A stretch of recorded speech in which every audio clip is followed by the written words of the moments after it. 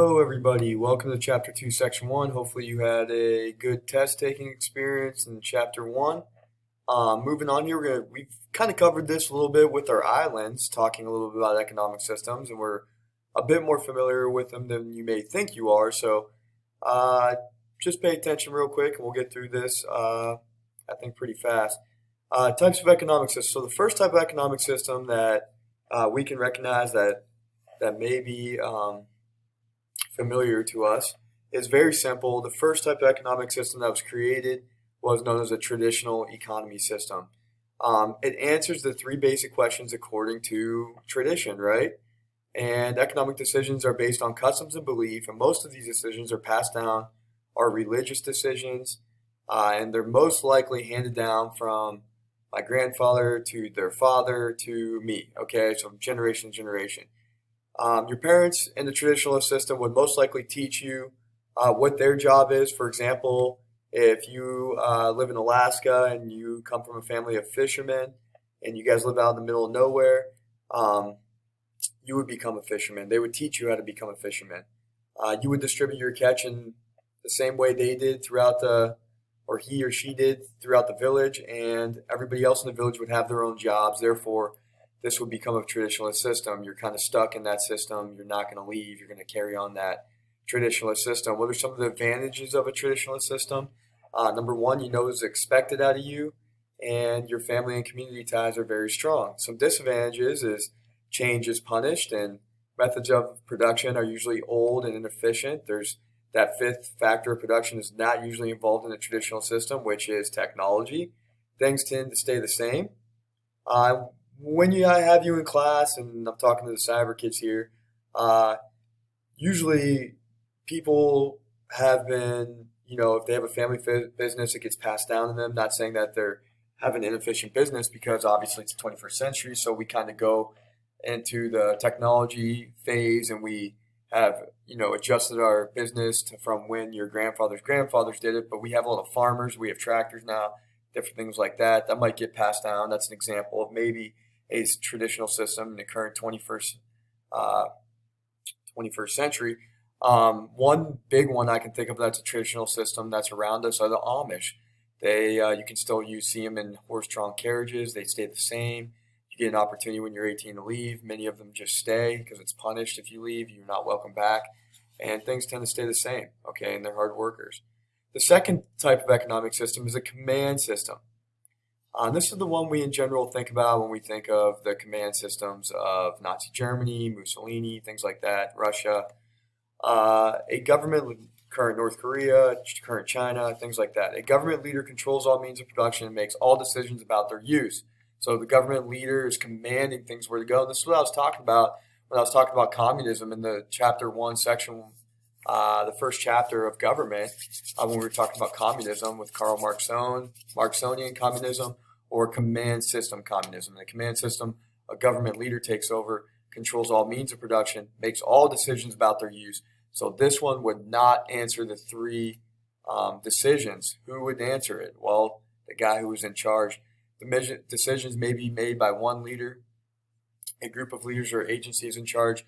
This tends to work very well in countries that are very poor before the leader takes command of the country. The people will say, well, we're better off than we were. So in Nazi Germany, the people at that time loved Adolf Hitler that were in Germany. The Germans did. He wanted to bring all of Germany together because all the land after World War II had been divvied up and given to different countries under the Treaty of Versailles. So he wanted to bring them back. He wanted to put all Germans in charge, and he wanted to give all Germans their job with him in command. Okay. He won the Times News Man of the Year. Okay. So at that point in time, people loved him, but people didn't know what he was going to do later on with his ruthless and racist acts towards and polluting the news media and different things along those lines with Nazi Germany, creating his own political party and coming dangerously, rising dangerous power. In the command system, people would be paid by what the leader, the central planners decide. We do not, or the citizens, if you lived in the command system, would not choose your own careers. You are going to be placed in them. Okay, some advantages and disadvantages. Disadvantages: a lack of incentive to work hard.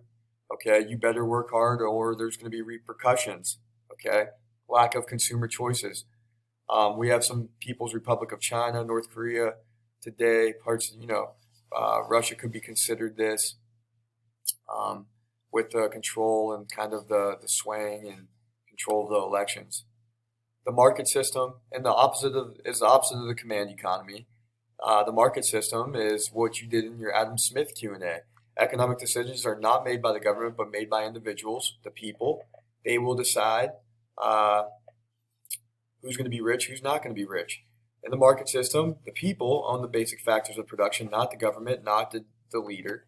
Individuals choose what to produce and how much to produce it. And individuals know how to do this by market prices set by consumers. So if it's in high demand, the price will go up. If it's in low demand, it won't be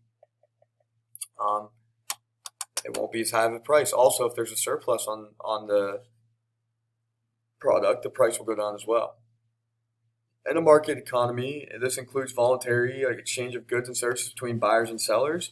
So you don't have to buy anything if you don't want to. You have a piece of land there, you want to buy it. If it's not the right price, don't buy it. They're coordinated between people and the businesses. As the prices change, it acts like a signal for what should be bought and sold. So you can see at some points in time, things will go up in price and things will go down in price, signaling, hey, this is a good deal. Let's go get it. Let's go buy it. A high price for the good means it's relatively scarce. Remember, scarcity always exists, and we talked about that in chapter 1. On the other hand, a low price for a good means it's relatively abundant, or there's a surplus on it. The freedom of prices to rise and fall results in a neutral, self-organizing, incentive-driven system. So, incentive-driven system. Okay, so remember that. There's a flow of resources question on your Q&A today, and the flow of resources is actually circular. Economists use this chart called the circular flow of income and output to illustrate how the market system works. Dollars flow from businesses to the people, then back to the businesses again once the people spend that money. So it's a circular flow chart, okay? And that's how we work today, and that's how it's always been. Some advantages in a market system: you can choose your own career, you can spend your income how you wish, you own property, you can take risks and make investments and spend your money as you would like. There's a wide variety of goods to choose from. Disadvantage is, what about the young? What about the old? What about the sick? How do we provide for goods and services for these people? And should we or shouldn't we? And we talk a little bit about, if you have me in class, we talk about the Social Security system. We talk about welfare on this question. Is it the kids' fault that maybe the parents are abusing the welfare system? Do we let the kids die? Do we let the kids starve? How do we fix this system? What about people that are too old? Do we not supply them with Social Security out of our paychecks when they turn 65? And for me, for me to get full benefits now, it's gonna be 67, and for you, it might be 70. Okay, because we're running out of this money.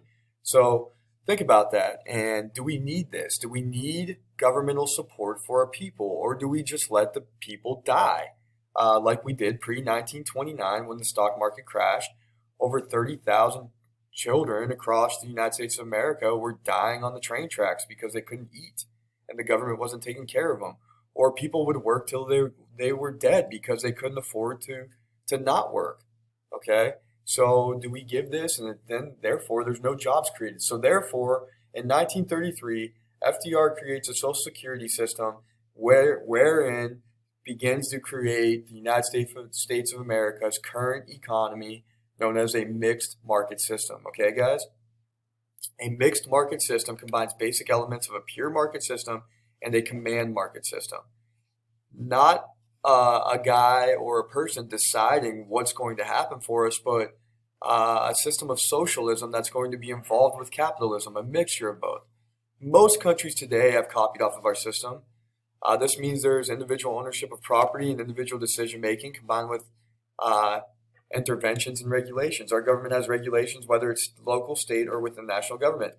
When we vote for a president or when we vote for a political party, the decision to where it's going to sway, how much that person is going to support in that mixed market system. Is one person going to support more capitalism, or is one person going to support more socialist ideas in the system? Okay, and that's where we have this big divide within our country. We need more things for the people. We need more money put back into the government, more government regulation. We need less of that. We need more money put into capitalism and put into the businesses. Okay, so that's where we have this this divide in our country. In a mixed economy, there are regulations. There's certain environmental protection, safety guidelines for the workers, laws to protect consumers, so on and so forth. When, once again, the division comes from that when it comes to political parties. How much environmental protection do we need? Do we need more regulations on coal miners and oil and fracking, or do we need less of that so those people can make more money, therefore stimulating the economy more? Or do we need to protect the environment? Okay, so think about those things. And that is it for today. Okay, so make sure that you do that. What I want to make sure that you guys get on here after this, and you can see, you can use my PowerPoint if you like, or you can use the book that I posted on from pages 33 to 40. Answer the questions to the best of your ability. Their definitions are in the book here. I'll try to make a thing and post it for you. Make sure you define these 1 point each. What are the 3 basic questions? We talked about these during our island projects, and we just went over them.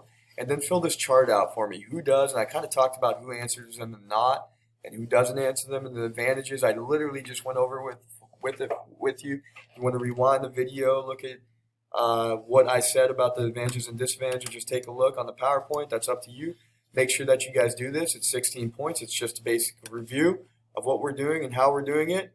Turn that in for easy points. And that's it for today, guys. Have a good day. Thanks for tuning in.